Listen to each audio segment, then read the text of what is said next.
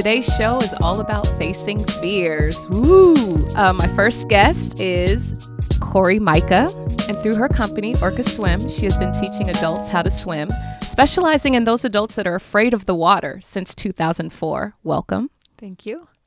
And my second guest is Christa Bell, who is a graduate of Orca Swim, and she is also an award-winning curator, performance artist, and feminist culture creator from Seattle. Welcome, Christa. Thank you. So great to have you both here. Good to be here. Yeah.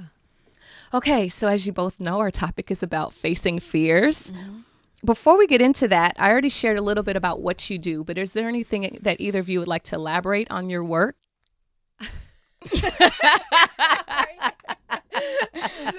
Apparently it's facing fears of a microphone. Sorry. Maybe for me, I think it'll come up in the course of the conversation. Okay, Yeah. fair Okay. enough. Yeah. No pressure. Yeah. Okay, that's fine. All right, it's okay. So then another introductory question I usually like to ask my guests are, what matters to you? You know, that's a good question. I think at this point in my life, what matters is community and people who can understand my life and are interested in building mutual relationships. Family, both blood family and the families that we create and build together. And freedom, I think, like finding out how to be free in all the different places in life, I love that. Thank you. Cori, do you have anything? And if not, it's okay. Yeah, no. I like that you ended it with the freedom, because that sort of dovetails into what I really focus on, what matters for me. The thing that comes up so often for me is people's sense of their wholeness, or lack of that sense of wholeness. Whenever I go around town or something and I look at people and I look at them and I think about who they were as newborn babies, and just being whole and perfect. Mm-hmm. And there's things in life that take us away from that. And it's really the things that I do and the way I think about life is to say, how can we get back to that perfect place within us, and that everybody's perfect and whole, deep at their core, no matter what the layers of life has brought on, fears and otherwise. But and then giving ourselves, myself included, the grace to find that wholeness and connect to that again. So that is what really matters to me. Wow, that could take us into a totally different conversation, which would really be rich as well. Mm-hmm. So we might have to have you all come back. We might have to do this again and talk about that. So today, for facing our fears, I was doing some research, Cori, and I found out that 60% of adults have a fear of water. So I'm wondering, how did you start your love for water, I'm assuming, and teaching people how to swim? Yeah. So for me, the water was always a priority to me for whatever reason. And so it was really the first thing that I did, as a middle school age kid, volunteering at the pool, and became my job in my life. And I didn't expect it to be. But I have a student that I had when I was all of 16 years old, this woman who was probably in her 70s. And she had never learned to swim. And she's looking at me, little 16-year-old me, to teach her what to do. And she had all these layers of beliefs that she came in with that I had no idea what to do with. Things like her father telling her that girls aren't allowed to do athletic things from the time in history and that sort of thing. So she always sort of stuck with me through the years. And my husband and I started our swim school. It sort of feels by happenstance. It felt like the right thing to do at the time. And then it always stuck with me, this idea that we could teach adults things, but there was something missing when we would teach them strokes. And it was this underlying fear part. It became a passion when I really discovered that part of it and discovered how to work with that part of it. I think it was just something I was always around, the water, but it was till I really had that deep connection with people that it became real my passion. Yeah. Right. Yeah. That there's such a richness, especially I just imagine when you're talking about a 70-year-old woman and you teaching her at 16 and what reverence and respect and humility it takes, I think, for anyone to admit, one, that we don't know, and then for someone to be younger than us right to lead us. Wow. There's a lot of lessons in there. Yeah. So Christa, I mentioned earlier that you graduated from Orca Swim. What is your water story? I grew up Pentecostal, and so water is a really huge part of Pentecostalism. Like water plays a really huge part in our different rituals. So there's baptism, there's foot washing during communion, the communion times of consecration. And so water has always been a part of my life, like a big part of my life in terms of ritual. And when I was younger, I have two like really funny / crazy stories about like kind of a broken connection with water. One was, so I grew up in the 70s, and my dad was always reading these self-help articles back then. And one of the articles that he read was if you throw, I'm sure at this point that it said infants, but he just was like, okay, toddlers and young people, period. If you throw them into the water, they will automatically learn how to swim. Their natural instinct will kick in and they'll learn how to swim. And so my dad I have two sisters. I have a sister a year younger and a sister a year older. So we were like 5, 6, and 7, maybe probably a little bit younger, maybe 4, 5, and 6. And so my dad takes us on my uncle's boat, and they're like, okay, we're going to learn how to swim today. And one by one, plop, plop, plop, we're in the middle of this lake, and they just throw my sisters and I in the water. And of course, we almost drowned. Oh, no. And so one of the weird memories that I have, early memories that I have, is of him and my uncle. They're on the boat and they're kind of just laughing at us before they jump in to save us from drowning. But that was like my first kind of immersive experience. And then another one was parents went on vacation. They went to Bermuda, and I was young again, and they left us with this woman who had a really huge family. She was the organist at our church, and it was during the summer, and she had this little kiddie pool, and my sisters and I would get in it, and her sons, who were much older than us, they're like 15, 16, they thought it was so fun to, while we're enjoying ourselves, to come and pretend that they were drowning us, which sounds like crazy, right? And it was. But they'd come and they'd like dunk our heads under and just hold our heads under, and they'd watch us flail, and then they'd let us up, and then they'd just be laughing. And so I think that and then after that, right, so my dad was really, he wanted us to learn how to swim, and we went to an elementary school where for gym class once a week we would go to the high school pool. And I just have a question. Yeah. So how old were you? Probably not much older than 5. After my head got dunked by the boys.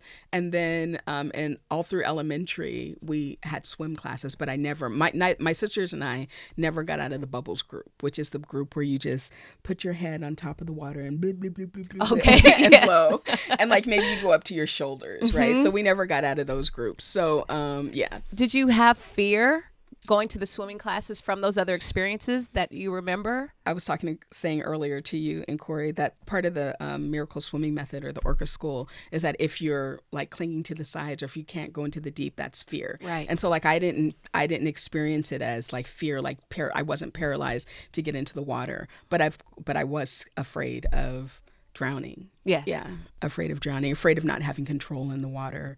Not having that freedom. Yeah, not being free in the water. Yeah. And I came to this through, I had actually been looking at Orca school for years, and I had done this, and I was like, someday I'm going to take those classes because I'm into like processes, I'm into like therapies and meditations and, processes that help you get from one level of life to the next level. So I had been looking at Orca for a minute, and one day, on my birthday, actually in January 17th, one of my friends, Christina, had come over, and we did this whole ritual celebration for my birthday, and it was really nice. And in the middle of the night, something woke me up and was like, get off of social media and sign up for Orca. Wow. And so I was like, okay, social media is fine, because I had already been thinking about it. And so, but I was like, but swim school, I can't afford it right now, because I'd been looking at the classes and they're a little expensive. And I was like, no. And so I'm literally in the middle of the night, it's like 2 or 3 in the morning. I'm arguing back and forth with myself, with my spirit, saying, no, I can't. And spirit is just like, go to the website. So I finally go to the website, and then there's a Black Lives Matter special on the website. And I'm like, oh my God. And I was like, my intuition is so on point. Yes. So I sign up for the class, or I think I write, and then, I ended up signing up for the class, and it just, can I keep talking? Am I Go taking for up too it. much? You're Okay. good.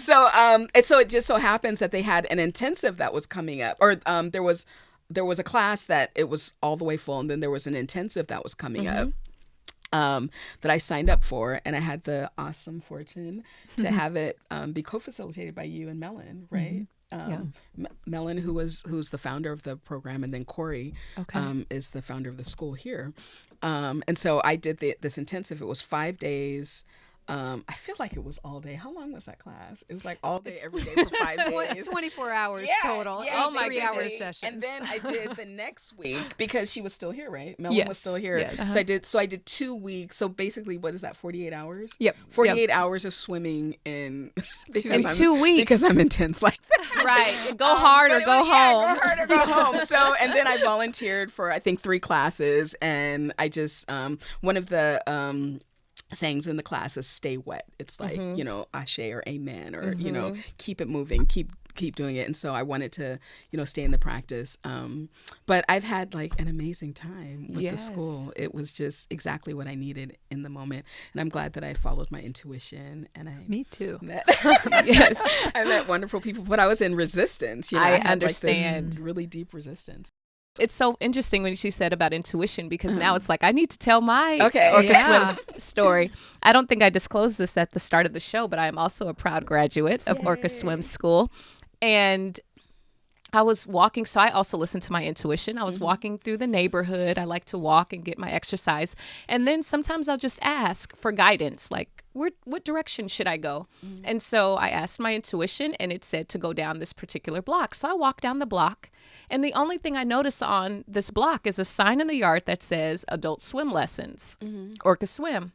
So I get to the end of the block, and I was like, why did my intuition tell me to walk down this street? There was nothing, there was nothing magical or nothing that stood out. And so about a month later, I'm also part of a women's mindfulness group. And Cori was a guest that weekend of the mindfulness group, and they introduced her, and they talked about, helping people using mindfulness and other self-awareness techniques of how to work through their fears of water. Well, the reason why the sign didn't stand out to me is because I did not, until you mentioned about holding on to the side. My thing with water, I didn't think I was afraid of water, but I was just like, if I'm in water over my head, like I've swam with dolphins, I just want a life jacket. Right. Yeah. You know what I mean? Like, I'm good to jump in. Me too. Like, I've water skied as long as I've had a life jacket. Like, don't know how to swim. I've done like all kinds of water sports. I've whitewater rafted. But, me too. So I didn't think of myself as being like paralyzed by fear, but that's not just what fear is. Fear shows up in all different kinds of ways. Yeah. Exactly right. And so when Cori, so I asked her, I said, I think I might have walked by your home. She has a pool at her home, and she teaches swimming classes there and at other places. And she confirmed that I had that day I'd walked, and just asked my intuition for guidance. And so then it was like, okay, there's something there. Yeah. There's something there. That sign probably had only been out for like a week or 2 as well. Really? Yes, it was new. We don't always have that. We didn't always have that sign out there. Yeah, for as long as we've been there. So that was new as well. Wow. Just calling you. I love that. Yeah. I love that. So what are some things that you've seen, Cori, in working with people to get over their fears? Like, what are some things that you've learned that would be helpful, whether someone's listening that's afraid of water or afraid of something else that we could use? Yeah, well, one of the biggest things, I was on a call today with all the other miracle swimming teachers, so teachers from across the country who teach the same method that I do. And there was a little question that came up that said, do we teach people how to swim or not? Because it's more about teaching people to have access to their own power and their own understanding. And because we have so much inside of us that we know how to do and we can figure out. But when we look 15 steps ahead and you say, I want to, like somebody might come to me and say, I want to be able to do a triathlon. All right, well, that's great.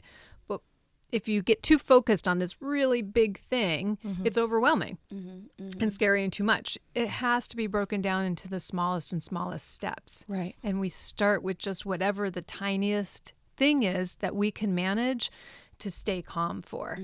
Okay. And that's That the makes right sense. step. And that's universal, whether or not it's going to the water. And, we have people, we sit on the deck and talk before we get in the water so people can settle and be calm just sitting near the water, because for some people that would be triggering. Right. Absolutely. Walking into the building and smelling chlorine, that could be a trigger for people. So it's just figuring out whatever it is that we're afraid of, or whatever it is that we're not doing in life. Like you guys are saying, it's people have a deep love of the water, but yet. So yeah, it's those areas of life that we're not fully living into, probably. And it's finding just the smallest step. So I have a clarification question. So when you said about the part where we get to an edge of something we're afraid of, but that it doesn't, let's say, raise our blood pressure or trigger anxiety. So with the smell of chlorine, if that's someone's, edge, are you suggesting to even just go outside the pool or the building where the pool is before they even smell the chlorine is a step? I would say it's more, in that kind of instance, it's going at a pace that you would say, I'm here and I can smell the chlorine. Whoa, I can feel in my body now that I'm not as calm as I was when I was outside of the building. I'm not going to go further. It's not time to get into the pool until that has settled down. And maybe I do need to go step outside of the building and give myself a break, and just be really kind to myself. And when I feel safe enough to go back in and just allow the presence of feeling, okay, this is what it smells like, and this is what it reminds me of. I'm not in that danger that I maybe was, when those boys were pushing your head underwater, or, I'm not actually in that space anymore. But you have to give your body a chance to catch up to that. Okay. To really know, oh yeah, I am safe. I can leave the building, or I can choose to be here. That choice is really powerful piece of it. I really hear you with that. That makes a lot of sense. And so then I'm wondering for you, Christa, even though you weren't aware that it was a fear, similar to me with water. So now that you're on the other side of it, what benefits, if someone is like, why should I face this fear? It doesn't make sense. I don't have to. I can live a perfectly happy life without facing this fear of water, or I had a fear of spiders. What would you say to them? Say the question another way. Sure. So what were the benefits? Okay. Once you took the swimming class, what were some of the benefits that you experienced, maybe that you didn't even anticipate? I feel like the miracle swimming, or like learning how to swim, gave me the methods, helped me to transfer what I knew about meditation into the water. So it gave me another environment that I can learn to be patient and calm with myself. I don't know that, I'm just saying this for me, but I don't know that I can be fully self-actualized without having a relationship with water in which I'm not afraid, So I would say that you're missing out on most of the world, to choose not to learn to swim for whatever reason is choosing to not be all the way part of the earth, where we are. So yeah, that's it. And are there other areas of your life that opened up or seemed to shift? So much has shifted since I've taken this class. And I think that one of the things in the class, they talk a lot about being in environments and being in control of yourself, and once you have control of yourself, you can, navigate through the water. You can feel safe in the water once you honor like what's going on with you in the water. Like really, really deeply honor it. So like if other people are moving really fast and you're not, there yet, but you just honor where you are and not push yourself in ways, not like kind of letting go of ambition, and just being kind of really super present. And then you can start to just get really clear about that voice inside of you that's that allows you to go further. So anyways, in my own life, I noticed immediately after being in the water, I was in the water for an intense amount of time. Right. And like that training, once I got out of the water, it was almost spontaneous, where there were like different situations that were happening in my life, different relationships that I almost immediately, like, I was so tuned into my body and to what I needed and to be safe, that I almost immediately just started letting go of friends, or people who had. She did the air quotes for friends. For those, you cannot see us, but people who had been in my life for years and who I had been, kind of, been in my not really been in my body around these relationships. So they're about like. Like 7 people because I started the class in 2017, and 7 like really, really kind of fundamental relationships I've just let go because really listening to my body and listening to what didn't feel good, and I just became present in this other way, which allowed me to let go of some things that I had been holding on to. Yeah. And that in itself has really shifted my life. There has been many a job quit afterwards, or I can really, imagine. we Can get imagine. emails all the time of like, I'm done with that job, or different things that people make other shifts in their life, or sometimes it happens that people have made these shifts coming in, and then that has said, it's time for new things. It's time for me to open my world, and so swimming then has been a way. Like, I've always wanted to do that. Why haven't I done it? Yeah. And then what other things, now that I've done that, what is possible? Can I do? Exactly. Yes. You all have shared so many rich things so far, and there's so many other directions that we can go with this. So, Christa, you mentioned the different ways after completing Orca Swim, how that influenced your life. Mm-hmm. And one of the things that I experienced when I completed was just this wondering, how can I apply this to other areas that I feel afraid? Mm-hmm, mm-hmm. And one of those areas for me was money.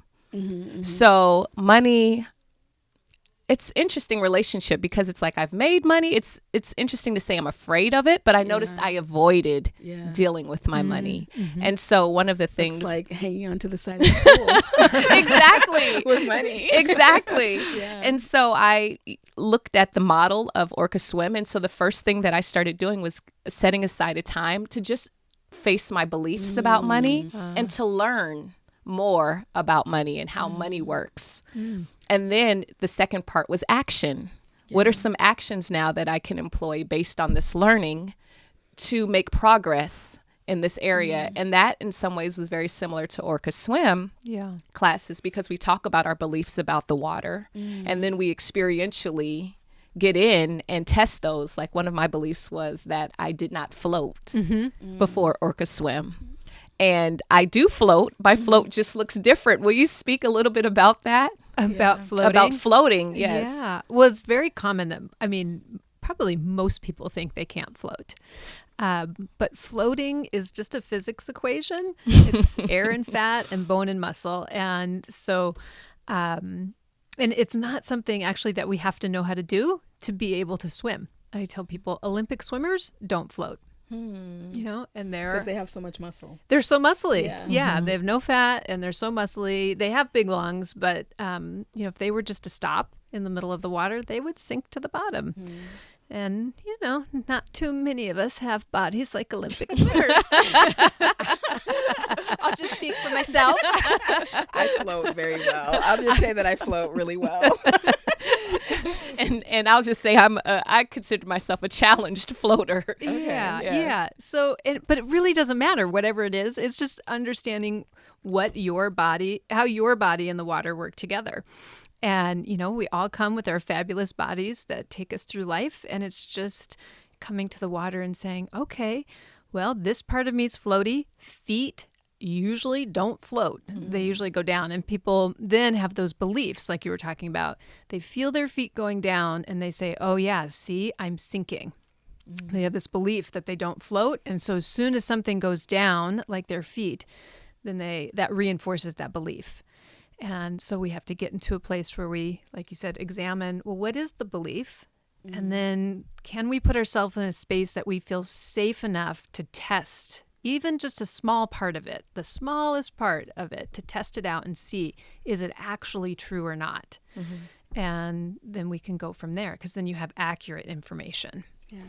Right. Yeah. And I'll say, like, one of the best things I feel like about the course is that so everyone moves at your own pace, mm-hmm. right? And so, like, if you come to the class, you can't compare yourself to how other people are moving, right? And there's an assistant who's there. So, like, when other people are doing, moving to different places and you're not ready, you're still encouraged to just be where you are, stay where you are. This isn't a competition. You're not, competing with anyone. Just be where you are and really honor where your body is in any moment. And when you're ready, so with me, so much happened just spontaneously. Mm-hmm. Like, once I got into it, for me, I feel like it happened pretty quickly that I was ready. I was just ready for the class. But when you just really honor where you are, and your body knows, it can't be like an intellectual honoring, but when your body knows that, okay, I'm safe here, then spontaneously you'll be ready for the next thing. Like, your body will let you know. So part of the control thing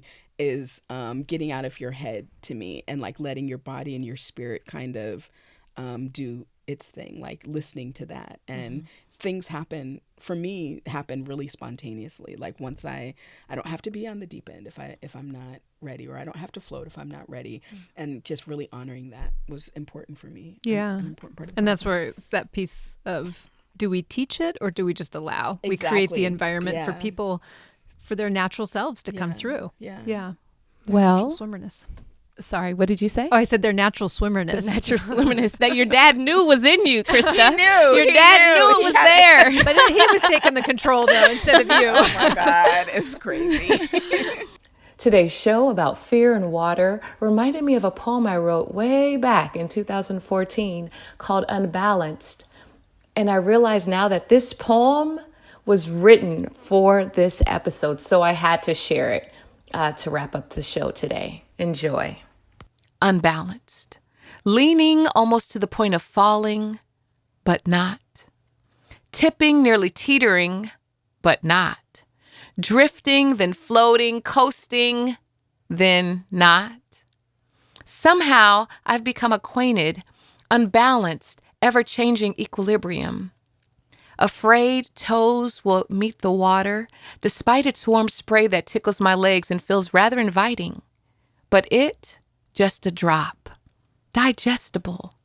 But to fall in is to be engulfed amongst billions and trillions of these droplets, cousins and friends. Suffocating.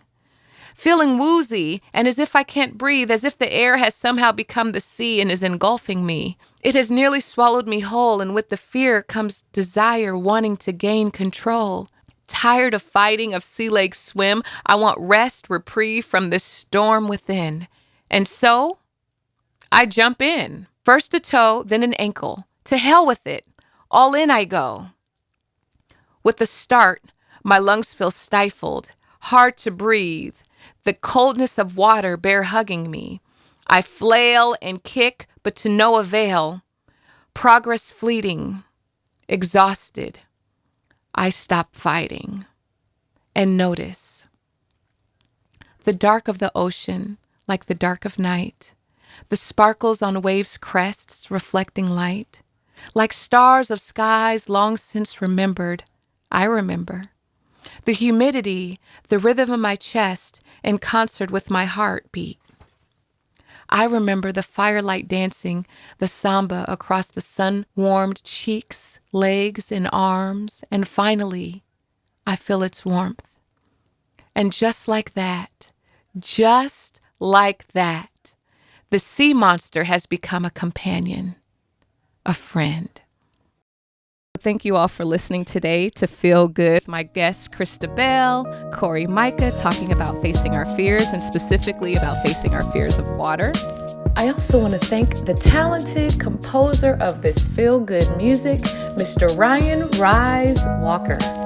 And as I like to say, we do things daily to care for our physical health. We don't brush our teeth just one time a month and say, okay, I'm good.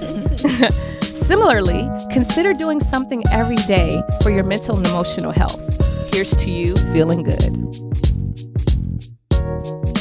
I hope hope you enjoyed today's episode of Feel Good, the podcast. If you did, please rate us and subscribe. Share it with your friends. You can follow me on Instagram at Ms. MS Malika Lee, MALIKALEE, where I'll post teasers for upcoming shows. If there's something you heard from today's show that inspired you to face a fear, please, when you do it, we'd love to hear about it. Take a picture, tell us a story, and tag me on Instagram. Also hashtag Feel Good the podcast, hashtag Facing Fears, hashtag I did it. Like to support the work, please visit our Patreon page, www.patreon.com/feelgood. You can sign up and subscribe and contribute in some way from $2 or more. Thank you so much. And remember, Feel Good isn't just a podcast, it's a movement.